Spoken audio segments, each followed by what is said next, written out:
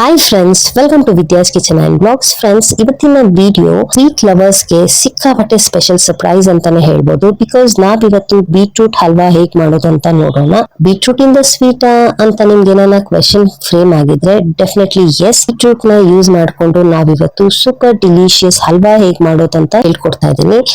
ಈ ಕ್ವೆಶನ್ ನನಗೂ ರೈಸ್ ಆಗಿತ್ತು. ಬೀಟ್ರೂಟ್ ನ ನಾವು ಯೂಶಲಿ ಪಲ್ಯಕ್ಕೆ ಯೂಸ್ ಮಾಡ್ತೀವಿ, ಆದ್ರೆ ಅದ್ರಲ್ಲಿ ಸ್ವೀಟ್ ಹೇಗ್ ಮಾಡೋದು ಅಂತ ಕೇಳಿದಾಗ ನನ್ನ ಕೊಲೀಗ್ಸ್ ಆದ ಹರ್ಷಿಯಾ ಟೀಚರ್ ಮತ್ತೆ ಹೋಮಾ ಟೀಚರ್ ಈ ರೆಸಿಪಿ ನನಗೆ ಶೇರ್ ಮಾಡಿದ್ದು. ಸಖತ್ ಇಷ್ಟ ಆಯ್ತು. ಕೇಳಿದ ತಕ್ಷಣ ಬಂದು ಟ್ರೈ ಮಾಡಿದೆ. 2-3 ಸತಿ ಟ್ರೈ ಮಾಡಿದೆ. 2-3 ಸತಿನೂ ತುಂಬಾ ಇಷ್ಟ ಆಗಿ ಮನೇಲಿ ತುಂಬಾ ಇಷ್ಟಪಟ್ಟು ತಿಂದ್ರು. ಹಾಗಾಗಿ ಈ ರೆಸಿಪಿ ನಾನು ಇವತ್ತು ಮಾಡ್ತಾ ಇದ್ದೀನಿ. ನೋಡೋದಕ್ಕೆ ಎಷ್ಟು ವೈಬ್ರೆಂಟ್ ಕಲರ್ಫುಲ್ ಅನ್ಸ್ತಾ ಇದೆ, ತಿನ್ನೋದಕ್ಕೂ ಅಷ್ಟೇ ಟೇಸ್ಟಿ ಆಗಿರುತ್ತೆ.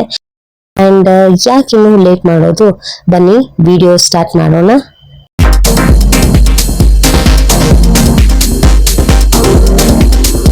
ಫ್ರೆಂಡ್ಸ್, ನಾನಿಲ್ಲಿ ಬೀಟ್ರೂಟ್ ಅರ್ಧ ಕೆಜಿ ಅಷ್ಟು ತಗೊಂಡು ಸಿಪ್ಪೆ ತೆಗೆದು ಈ ತರ ಸಣ್ಣ ಸಣ್ಣದಾಗಿ ಉದ್ದಕ್ಕೆ ಗ್ರೇಟ್ ಮಾಡಿ ಇಟ್ಕೊಂಡಿದ್ದೀನಿ. ಜೊತೆಗೆ ಅರ್ಧ ಕಪ್ ಅಷ್ಟು ಶುಗರ್ ತಗೊಂಡಿದ್ದೀನಿ. ನಿಮ್ಗೆ ಸ್ವೀಟ್ ಕಡಿಮೆ ಬೇಕು ಅಂದ್ರೆ ಇನ್ ಸ್ವಲ್ಪ ಶುಗರ್ ಕಡಿಮೆ ಮಾಡ್ಕೊಳ್ಳಿ, ಇಲ್ಲಾಂದ್ರೆ ಜಾಸ್ತಿ ಬೇಕಂದ್ರೆ ಸ್ವಲ್ಪ ಜಾಸ್ತಿ ಹಾಕೊಳ್ಳಿ. ಜೊತೆಗೆ 100 ಗ್ರಾಮ್ ಅಷ್ಟು ನಾನು ಕೋವಾ ತಗೊಂಡಿದ್ದೀನಿ. ಇದರಲ್ಲಿ ತುಂಬಾ ಬ್ರ್ಯಾಂಡ್ಸ್ ಇದೆ, ನೀವು ಯಾವ್ದಾನ ಯೂಸ್ ಮಾಡ್ಬೋದು. ಜೊತೆಗೆ ನಾನು 1 ಕಪ್ ಅಷ್ಟು ಬಾಯ್ಲ್ಡ್ ಮಿಲ್ಕ್ ತಗೊಂಡಿದ್ದೀನಿ. ಇದ್ರ ಜೊತೆ 3 ಟೇಬಲ್ ಸ್ಪೂನ್ ಅಷ್ಟು ತುಪ್ಪ, ಹಾಗೆ 3-4 ಟೇಬಲ್ ಸ್ಪೂನ್ ಅಷ್ಟು ಕಂಡೆನ್ಸ್ ಮಿಲ್ಕ್ ತಗೊಂಡಿದ್ದೀನಿ. ಇದ್ರ ಜೊತೆಗೆ ಗೋಡಂಬಿ 12-15, ದ್ರಾಕ್ಷಿ 12-15, ಪಿಸ್ತಾಚಿಯೋ 2 ಟೇಬಲ್ ಸ್ಪೂನ್ ಅಷ್ಟು, ಹಾಗೆ ಇಲಾಚಿ ಪೌಡರ್ 3 ಟೇಬಲ್ ಸ್ಪೂನ್. ನೀವು ಡ್ರೈ ಫ್ರೂಟ್ಸ್ ಯಾವ್ದನ್ನ ಯೂಸ್ ಮಾಡ್ಬೋದು ಇದ್ರ ಜೊತೆ. ಈಗ ಫಸ್ಟ್ ನಾನೊಂದು ಕಡಾಯಿ ಇಟ್ಕೊಂಡಿದ್ದೀನಿ. ಅದ್ಕಾದ ನಂತರ 2 ಟೇಬಲ್ ಸ್ಪೂನ್ ಅಷ್ಟು ತುಪ್ಪ ಹಾಕ್ತಾ ಇದ್ದೀನಿ. 1 ಟೇಬಲ್ ಸ್ಪೂನ್ ಅಷ್ಟು ತುಪ್ಪ ಹಾಗೆ ಇಟ್ಟಿರ್ತೀನಿ, ಅದನ್ನ ನಾನು ಲಾಸ್ಟ್ ಅಲ್ಲಿ ಹಾಕೋತೀನಿ. ಒಂದು ಸತಿ ತುಪ್ಪ ಮೆಲ್ಟ್ ಆಗಿದೆ, ನೀಟಾಗಿ ಕಾದಿದೆ ಅಂದಾಗ ನಾವು ತಗೊಂಡಿರುವಂತ ಗೋಡಂಬಿ ಫ್ರೈ ಮಾಡ್ಕೋಬೇಕು. ಗೋಡಂಬಿನ ಯೂಶಲಿ ಗೋಲ್ಡನ್ ಬ್ರೌನ್ ಅಷ್ಟು ಮಾಡ್ಕೊಂಡ್ರೆ ಸಾಕು, ಫ್ಲೇಮ್ ಲೋ ಇರ್ಲಿ. ಒಂದ್ ಸತಿ ಗೋಲ್ಡನ್ ಬ್ರೌನ್ ಆಗಿ ಕ್ಯಾಶ್ಯೂಸ್ ರೋಸ್ಟ್ ಆದ್ಮೇಲೆ ನಾನು ಇವಾಗ ಗ್ರೇಪ್ಸ್ ಹಾಕ್ತಾ ಇದ್ದೀನಿ. ಗ್ರೇಪ್ಸ್ ನೀವು ನೋಡ್ಬೋದು, ಹಾಕಿದ ತಕ್ಷಣ ಸ್ವಲ್ಪ ಸೈಜ್ ಇನ್ಕ್ರೀಸ್ ಆಗುತ್ತಲ್ಲ, ಅವಾಗ ತೆಗೆದು ಬಿಡ್ಬೇಕು. ತುಂಬಾ ರೋಸ್ಟ್ ಮಾಡೋದೇನ್ ಬೇಡ. ಈಗ ನಾವು ಗ್ರೇಟ್ ಮಾಡ್ಕೊಂಡಿರೋ ಅಂತ ಬೀಟ್ರೂಟ್ ಹಾಕ್ತಾ ಇದ್ದೀನಿ. ಬೀಟ್ರೂಟ್ ನ ಫಸ್ಟ್ ನಾವು ತುಪ್ಪದಲ್ಲಿ ತುಂಬಾ ಚೆನ್ನಾಗಿ ಮಿಕ್ಸ್ ಮಾಡ್ಕೋಬೇಕು. ಒಂದೊಂದು ಬೀಟ್ರೂಟ್ ಎಳೆ ಏನಿದೆ ಅದು ಕಂಪ್ಲೀಟ್ ಆಗಿ ತುಪ್ಪದಲ್ಲಿ ಕೋಟ್ ಆಗ್ಲೇಬೇಕು. ಅವಾಗ್ಲೇ ನಮ್ಮ ಇಡೀ ರೆಸಿಪಿಲಿ ಬೀಟ್ರೂಟ್ ವಾಸನೆ ಏನಿದೆ ಅದು ಹೋಗೋದು. ಹಾಗಾಗಿ ಮೀಡಿಯಂ ಫ್ಲೇಮ್ ಅಲ್ಲೇ ಸ್ಟಾರ್ಟಿಂಗ್ 3-5 ನಿಮಿಷ ನಾವು ಕುಕ್ ಮಾಡ್ಕೋಬೇಕಾಗುತ್ತೆ. ಇದಾದ್ಮೇಲೆ ಚೆನ್ನಾಗಿ ಮಿಕ್ಸ್ ಮಾಡಿ ಒಂದ್ಸತಿ ಲಿಡ್ ಕ್ಲೋಸ್ ಮಾಡಿ ಲೋ ಫ್ಲೇಮ್ ಅಲ್ಲಿ ನಾವು 2-3 ನಿಮಿಷ ಮತ್ತೆ ಕುಕ್ ಮಾಡ್ಕೊಂಡು ಮತ್ತೆ ಲಿಡ್ ಓಪನ್ ಮಾಡಿ ಈ ತರ ಚೆನ್ನಾಗಿ ಮಿಕ್ಸ್ ಮಾಡ್ಕೋಬೇಕು. ಈ ಟೈಮಲ್ಲಿ ನಿಮ್ಗೆ ಇನ್ನೂ ತುಂಬಾ ಬೀಟ್ರೂಟ್ ಸ್ಮೆಲ್ ಬರ್ತಾ ಇದೆ ಅಂದ್ರೆ ನೀವು ಇನ್ನೂ ಲಿಡ್ ಕ್ಲೋಸ್ ಮಾಡಿ ಇನ್ನೊಂದು 3-4 ನಿಮಿಷ ಜಾಸ್ತಿ ಕುಕ್ ಮಾಡ್ಕೊಂಡು. ಈಗ ನಾನು ಲಿಡ್ ತೆಗೆದ ತಕ್ಷಣ ಬೀಟ್ರೂಟ್ ಅಷ್ಟೊಂದು ಹಸಿ ವಾಸನೆ ಇರ್ಲಿಲ್ಲ, ಹಾಗಾಗಿ ನಾನು ಇಲ್ಲಿ ಹಾಲು ಹಾಕ್ತಾ ಇದ್ದೀನಿ. ಸೊ ಸ್ವಲ್ಪ ಹಾಲು ಹಾಕ್ಬೇಕು, ಯಾಕಂದ್ರೆ ಒಂದೇ ಸತಿ ಹಾಲು ಹಾಕಿದ ತಕ್ಷಣ ಮಿಕ್ಸ್ ಮಾಡ್ಕೊಳಕ್ ಆಗೋದಿಲ್ಲ. ಫಸ್ಟ್ ನಾನು ಅರ್ಧ ಕಪ್ ಅಷ್ಟು ಹಾಲು ಹಾಕಿದ್ದೆ, ಚೆನ್ನಾಗಿ ಮಿಕ್ಸ್ ಮಾಡ್ಕೊಂಡೆ. ಮತ್ತೆ ಇವಾಗ ಅರ್ಧ ಕಪ್ ಅಷ್ಟು ಹಾಕ್ತಾ ಇದೀನಿ. ಇದನ್ನು ಅಷ್ಟೇ ಚೆನ್ನಾಗಿ ಮಿಕ್ಸ್ ಮಾಡ್ಕೋಬೇಕು. ಆಲ್ರೆಡಿ ಬೀಟ್ರೂಟ್ ತುಪ್ಪದಲ್ಲಿ ಫ್ರೈ ಆಗಿದೆ. ಈಗ ನಾವು ಹಾಲಲ್ಲಿ ಇದನ್ನ ಸ್ವಲ್ಪ ಸಾಫ್ಟ್ ಆಗಿ ಮಾಡ್ಕೋಬೇಕು. ಹಾಗಾಗಿ ಲೋ ಫ್ಲೇಮ್ ಅಲ್ಲಿ ಲಿಡ್ ಕ್ಲೋಸ್ ಮಾಡಿ 3-5 ನಿಮಿಷ ಕುಕ್ ಮಾಡ್ಕೋಬೇಕು.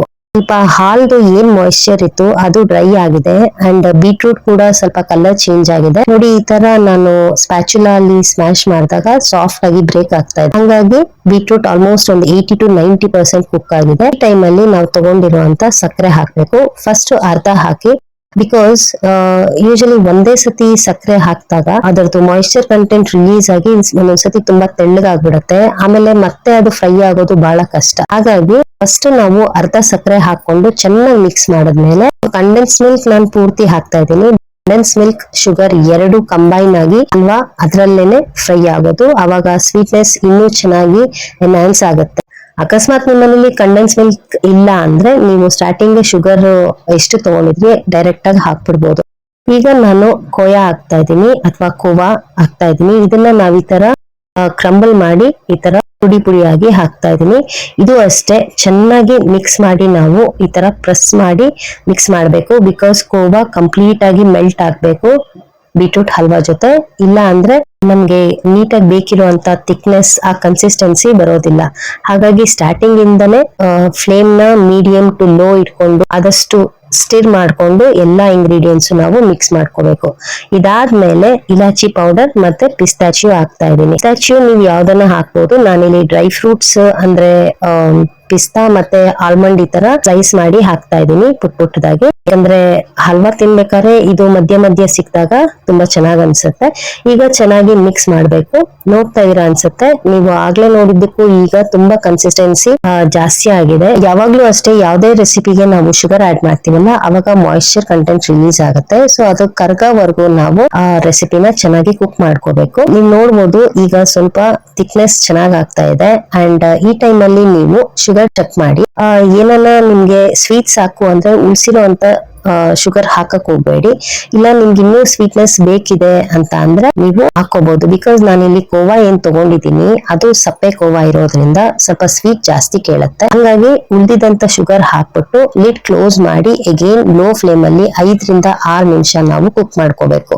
ಈ ರೆಸಿಪಿ ಮೇನ್ ಕೀ ಅಂದ್ರೆ ಪೇಷನ್ಸ್ ಫ್ರೆಂಡ್ಸ್. ಬಿಕಾಸ್ ತುಂಬಾ ಟೈಮ್ ತಗೊಳುತ್ತೆ ಕುಕ್ ಆಗಕ್ಕೆ ಬೀಟ್ರೂಟ್.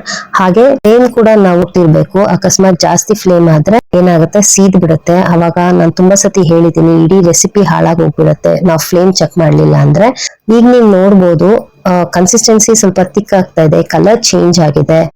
ಈ ಟೈಮ್ ಅಲ್ಲಿ ನಾವು ಸ್ಟಾರ್ಟಿಂಗ್ ಅಲ್ಲಿ ಕ್ಯಾಶ್ಯೂ ಮತ್ತೆ ಗ್ರೇಪ್ಸ್ ರೋಸ್ಟ್ ಮಾಡಿ ಇಟ್ಕೊಂಡಿದ್ವಲ್ಲ ಅದನ್ನ ಹಾಕ್ತಾ ಇದೀನಿ. ಈಗ ಕನ್ಸಿಸ್ಟೆನ್ಸಿ ತಿಕ್ ಆಗ್ತಿದೆ ಅಂದ್ರೆ ಶುಗರ್ ಕ್ಯಾರಮಲೈಸ್ ಆಗ್ತಿದೆ ಅಂತ ಅರ್ಥ. ಯೂಶಲಿ ನಾವು ಈ ಬೆಲ್ಲದ ಪಾಕ, ಸಕ್ಕರೆ ಪಾಕ ಎಲ್ಲ ಮಾಡ್ಕೋತೀವಲ್ಲ ಅಷ್ಟುವರೆಗೂ ನಾವು ಕುಕ್ ಮಾಡ್ಕೋಬಾರ್ದು.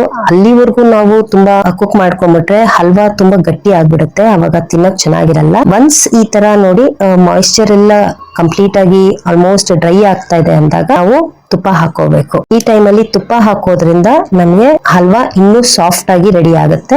ಸೈಡ್ ಅಲ್ಲೆಲ್ಲ ನೀವು ನೋಡ್ಬೋದು ಎಣ್ಣೆ ಬಿಟ್ಕೋತಾ ಇದೆ. And this is the perfect consistency. ಈ ಟೈಮ್ ಅಲ್ಲಿ ಅಗೇನ್ ನಾವು 2 ರಿಂದ 3 ನಿಮಿಷ ಲೋ ಫ್ಲೇಮ್ ಅಲ್ಲೇ ಕುಕ್ ಮಾಡ್ಕೋಬೇಕು. ಯಾಕಂದ್ರೆ ಒಂದೊಂದ್ಸತಿ ಏನಾಗುತ್ತೆ, ನಾವು ಈ ಮಾಯಿಶ್ಚರ್ ನ ಕಂಪ್ಲೀಟ್ ಆಗಿ ಡ್ರೈ ಮಾಡ್ಲಿಲ್ಲ ಅಂದ್ರೆ ಹಲ್ವಾ ತಣ್ಣಗಾದ್ಮೇಲೆ ನೀರ್ ಬಿಟ್ಕೊಳಕ್ ಶುರು ಆಗುತ್ತೆ, ಅವಾಗ ತಿನ್ನಕ್ ಆಗಲ್ಲ. So this is the perfect consistency friends. Beetroot halwa ready ಆಗಿದೆ. ಇದಾಗಿತ್ತು ಇವತ್ತಿನ beetroot halwa recipe friends. Definitely ಈ ರೆಸಿಪಿ ನಿಮ್ಗೆ ಇಷ್ಟ ಆಗುತ್ತೆ ಅನ್ಕೊಂಡಿದೀನಿ. ಮಕ್ಕಳಿಗೆ ಈ ತರ ಮಾಡ್ಕೊಟ್ಟು ನೋಡಿ. ಯಾವಾಗೂ ಬೀಟ್ರೂಟ್ ಬೇಡ ಅನ್ನೋರು ತುಂಬಾ ಇಷ್ಟಪಟ್ಟು ತಿಂತಾರೆ. ಯಾಕಂದ್ರೆ ನಾನು ಈ ರೆಸಿಪಿ ಟ್ರೈ ಮಾಡಿದಾಗ ನನ್ನ ಮಗಳು ಕ್ಯಾರೆಟ್ ಹಲ್ವಾ ಚೆನ್ನಾಗಿತ್ತು ಅಂತ ಹೇಳಿದ್ಲು. ನಾನು ಹಲ್ವಾನ 2 hours ರೆಫ್ರಿಜರೇಟ್ ಮಾಡಿ ಆಮೇಲೆ ಅವಳಿಗೆ ಸರ್ವ್ ಮಾಡಿದ್ದು. ಅವಳಿಗೆ ತುಂಬಾ ಇಷ್ಟ ಆಗಿ. ಅಂಡ್ ಯೂಶಲಿ ಸ್ವೀಟ್ ಅವ್ಳು ತುಂಬಾ ಕಡಿಮೆ ತಿನ್ನೋದು, ಬಟ್ ಈ ರೆಸಿಪಿ ಅಂತೂ ತುಂಬಾ ಇಷ್ಟಪಟ್ಟು ಕೇಳಿ ತಿಂದ್ಲು. ಹಾಗಾಗಿ ನನ್ಗೆ ಅರ್ಥ ಆಯ್ತು ಈ ರೆಸಿಪಿ ತುಂಬಾ ಚೆನ್ನಾಗಾಗಿದೆ ಅಂತ. ನೀವು ಈ ತರ ರೆಸಿಪಿ ಮಾಡಿ ನಿಮ್ ಮಕ್ಕಳಿಗೂ ಸರ್ವ್ ಮಾಡ್ಕೊಡಿ. ಹಾಗೆ ಹೇಗಾಗಿತ್ತು ಅಂತ ಕಮೆಂಟ್ ಮಾಡಿ ತಿಳಿಸಿ. ಗೊತ್ತಿಲ್ಲ ಯಾರು ಈ ನನ್ನ ವಿಡಿಯೋ ಫಸ್ಟ್ ಟೈಮ್ ನೋಡ್ತಿದ್ದೀರಾ, ನನ್ನ ಚಾನಲ್ ಫಸ್ಟ್ ಟೈಮ್ ನೋಡ್ತಾ ಇದ್ದೀರಾ, ಪ್ಲೀಸ್ ನನ್ನ ಚಾನಲ್ಗೆ ಸಬ್ಸ್ಕ್ರೈಬ್ ಮಾಡ್ಕೊಳ್ಳಿ. ಹಾಗೆ ಬೆಲ್ ಐಕನ್ ಪ್ರೆಸ್ ಮಾಡಿ ಮಾಡೋ ಎಲ್ಲಾ ರೆಸಿಪಿ ವಿಡಿಯೋಸ್ ಹಾಗೆ ಬ್ಲಾಗ್ ವಿಡಿಯೋಸ್ ನೋಟಿಫಿಕೇಶನ್ ನಿಮಗೆ ಸಿಗುತ್ತೆ. ವಿಡಿಯೋ ಇಷ್ಟ ಆದಲ್ಲಿ ಲೈಕ್ ಮಾಡಿ, ಶೇರ್ ಮಾಡಿ. Thanks for watching.